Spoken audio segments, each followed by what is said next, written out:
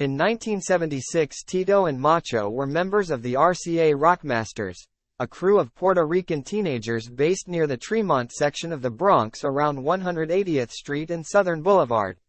Like many crews during the period, RCA started as a group of fun-loving disco dancers. Unfortunately, as the group got larger, they began acting more like a street gang.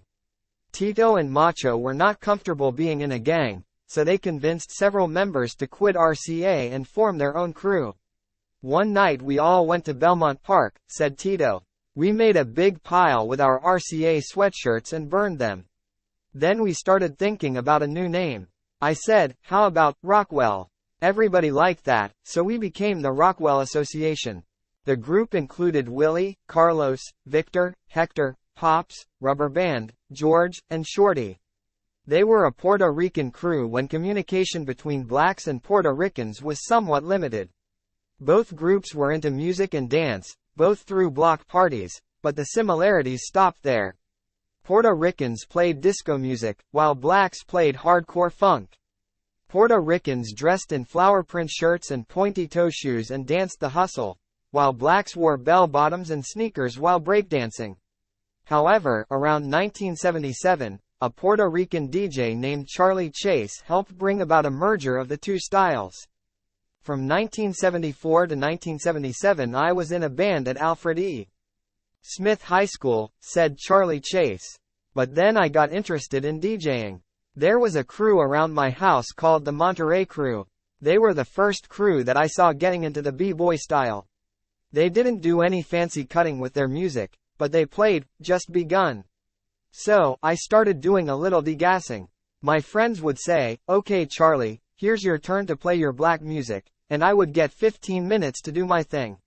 When I was on the set, everybody would dance and my friends couldn't understand why. Willie Will was 16 at the time and had just learned to break dance.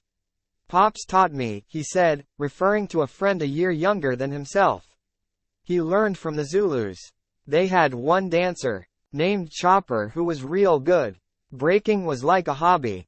We'd go into the hallway and practice until 3 or 4 in the morning. Get drunk. Fight. There was nothing else to do. I don't know where the spinning came from, but it was out in 1976. The Zulus had footwork, headspins, backspins.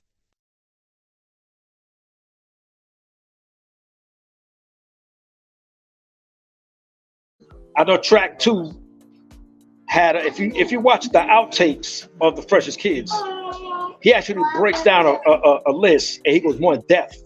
And he says certain names, certain dudes.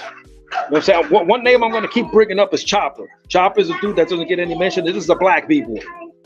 Okay? This is one of the dudes that was known for having the Moreno style on 182nd Street. He used to come there and jam on that part of town.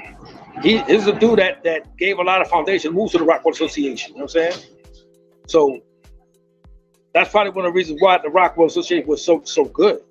Because they had like an original b-boy that went back, you know, a dude that used to rock with the Zulu Kings and all that. You know what I'm saying? Right. Track 2 also spoke very highly